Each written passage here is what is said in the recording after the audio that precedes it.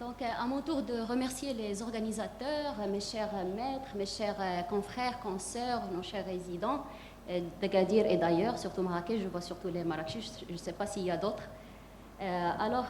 J'appelle Dr Danaoui pour présenter les mortalités aux urgences pédiatriques du CHU Mohamed VI Marrakech, quelles causes et quels facteurs de risque.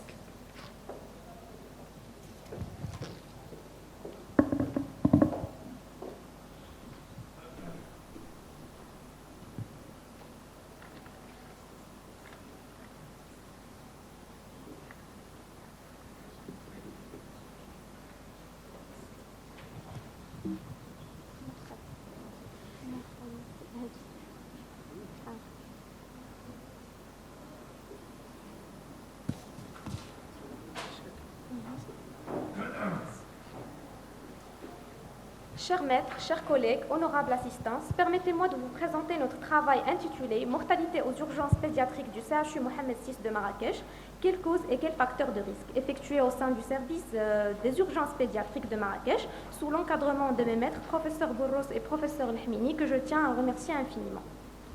Donc pour ceci, on va suivre le plan standard. Donc dans notre pays, la mortalité infantile reste un véritable problème de santé publique. En effet, sur 1000 naissances vivantes, 29 enfants décèdent avant d'atteindre leur premier anniversaire. Et par ailleurs, la majorité des décès surviennent aux services de réanimation et des urgences pédiatriques. La lutte contre la mortalité infantile passe donc par une prise en charge optimale des urgences pédiatriques et doit s'inscrire dans une approche globale. En effet, face à une insuffisance de moyens nécessaires pour une prise en charge correcte, le drame que présente un enfant en détresse vitale nous interpelle tous et justifie cette étude. Donc, notre travail a comme objectif de déterminer le taux global de la mortalité pédiatrique intra-hospitalière sur une période de 5 ans, d'étudier la mortalité en fonction de ces différentes composantes déterminées par l'âge de l'enfant et d'identifier les causes les plus fréquentes de mortalité et ses facteurs de risque. Donc, nous avons réalisé une étude rétrospective étalée sur 5 ans, le recueil des informations socio-démographiques et cliniques sur les patients décédés et analysé les causes du décès pour chaque enfant, et notre population de référence pour le calcul des indicateurs de mortalité était l'ensemble des enfants admis et décédés dans le service des urgences pédiatriques entre 2012 et 2016. Donc, concernant le sexe, on objective une surmortalité masculine durant les années de l'étude. Sur 628 décès, 61 de sexe masculin avec un sexe ratio de 1,5. Les motifs d'hospitalisation les plus fréquents étaient essentiellement la dyspnée, à raison de 38,5% des cas, la détresse respiratoire du nouveau-né incluse, la cyanose à raison de 9% des cas et l'ictère à raison de 7,3%. Concernant le niveau socio-économique, dans 52% des cas, les patients décédés étaient issus de milieux défavorisés. Pour la mortalité selon le mode de référence, la majorité des patients, soit 67% des décès, ont consulté directement au service des urgences pédiatriques, contre 30% référés d'une formation sanitaire externe. Plus de 2/3 des décès étaient constatés entre 16h et 8h, soit 68% des cas.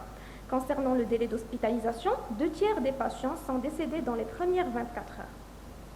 Nous avons analysé les causes du décès selon l'âge de l'enfant et les étiologies de la mortalité néonatale précoce les plus fréquentes étaient essentiellement la prématurité à raison de 28% des cas, suivi des infections néonatales à raison de 25% des cas. Les causes fréquentes de la mortalité néonatale tardive étaient les infections néonatales à raison de 44% des cas, suivi de la prématurité à raison de 9% des cas. Les causes de la mortalité postnatale étaient prédominées par les pathologies infectieuses à raison de 45% des cas, notamment les bronchiolites virales, suivies des malformations à raison de 18% des cas, et ensuite par les cardiopathies à raison de 10% des cas. Les causes de la mortalité juvénile étaient dominées par les pathologies infectieuses à raison de 27% des cas. Entre 5 ans et 15 ans, les principales causes mortelles pour cette période d'âge étaient les pathologies cancéreuses à raison de 26% des cas et les pathologies infectieuses à raison de 14% des cas. Donc, nous avons trouvé que le taux de mortalité globale dans notre étude représentait 0,36%, qui était bien inférieur à 37,9% de l'étude de Robinson et Hall et à 50% de l'étude d'Harrington et inférieur à 41% de l'étude de Joufiro, toutes réalisées dans des pays en voie de développement, ainsi que d'autres pays, comme le démontre le tableau.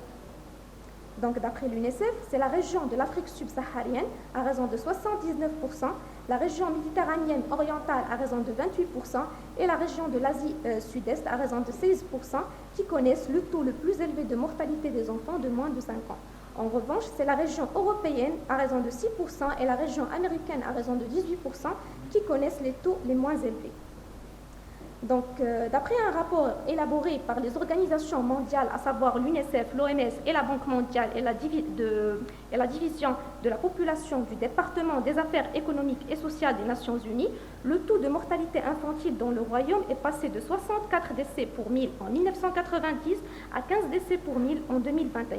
Dans notre série, nous avons observé un taux élevé d'enfants de sexe masculin décédés, issus essentiellement de milieux défavorisés, et la prédominance de la provenance des enfants de milieux défavorisés était également rapportée dans la littérature. L'inaccessibilité financière et géographique, l'ignorance des parents pourraient expliquer la mortalité élevée dans cette classe socio-économique.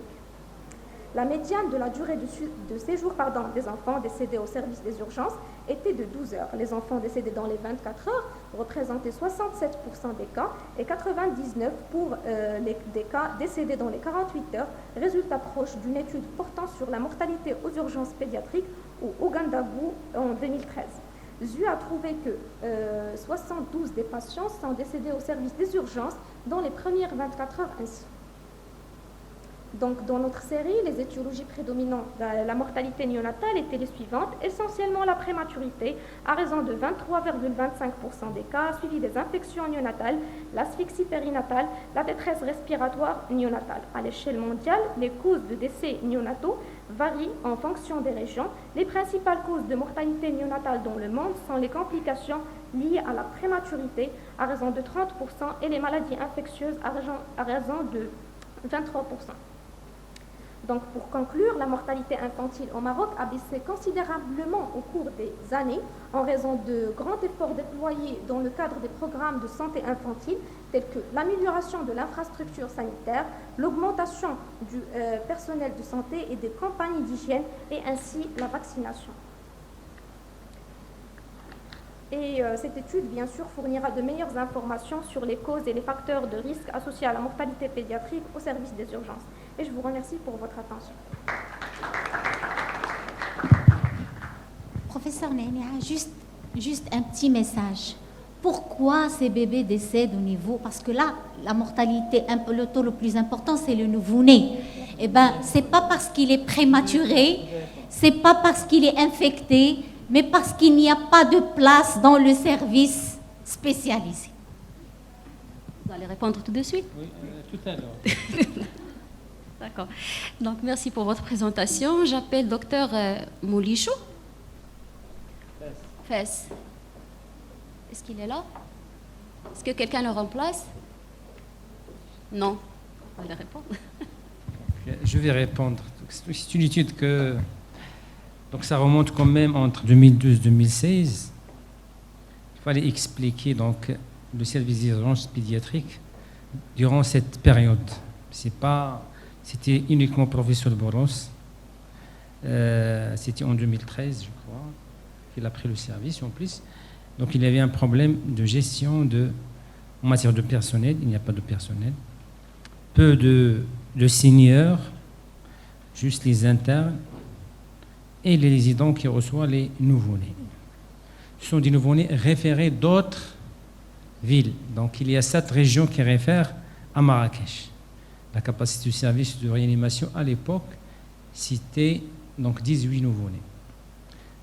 Donc la demande journalière, chaque jour on a 6 à 8 demandes d'hospitalisation au service. Nous pouvons sortir 3 nouveau-nés, donc il y a 5 qui restent. On ne peut pas travailler plus. Donc à Kremlin-Bicêtre, et donc il y avait donc peu de personnel. Ils ont donc en 2010 avec mon maître professeur Mourtari, donc ils ne peuvent pas hospitaliser parce qu'il n'y a pas de personnel. Donc nous, malgré ça, donc on essaie de répondre à cette question. Le problème et la problématique, c'est que nous devons prendre en charge le nouveau-né après sa naissance immédiatement, avec le risque d'hypothermie, l'infection, l'asphyxie. Donc c'est pour ça qu'on a des taux qui sont très élevés en rapport avec la mortalité néonatale. Et c'est par rapport aussi à le non-fonctionnement de certains services. On a présenté l'abord vasculaire, donc un service juste à 80 km où il y a 3 pédiatres de Marrakech, donc dans cet hôpital, et on va référer un nouveau-né parce qu'il n'y a personne qui va prendre la voie veineuse. pour donc démarrer l'antibiothérapie. Ça, ce sont des choses qui sont réelles. Donc c'est illogique. Donc d'une manière générale, donc il y a un biais de sélectivité en matière de mortalité, mais c'est un problème. Maintenant, il fallait actualiser cette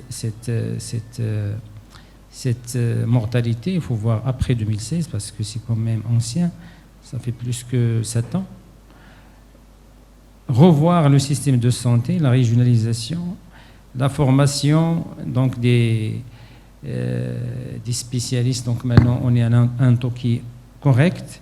Donc dans la région de Marrakech, il y a par moyen au niveau des autres provinces 3 pédiatres à 4 pédiatres par province au niveau du secteur public. Je ne parle pas du secteur libéral, parce que ce n'est pas uniquement la problématique du secteur public, c'est une problématique générale de la santé d'une manière générale. Il fallait faire participer donc les médecins spécialistes, les pédiatres dans le secteur libéral, de prendre en charge les nouveau-nés. Et le problème, c'est le coût de la prise en charge au niveau du secteur donc privé. C'est cher. C'est pour cela donc la majorité se sont diminués, donc ils vont venir à l'hôpital. Et là, donc, il y a un délai d'hospitalisation qui est très lent, et par conséquent, donc, il y a une mortalité qui est très longue, qui est très importante, malheureusement.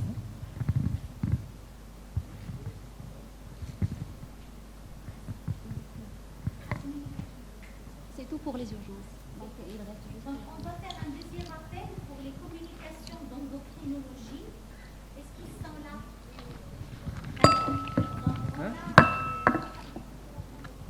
On a la première communication sur l'anomalie de la différenciation sexuelle. Non? Donc, il y a les ambiguïtés. Non plus. Donc, il y a l'état de dénutrition, c'est ça? Les hypopares. Allez-y, à vous la parole.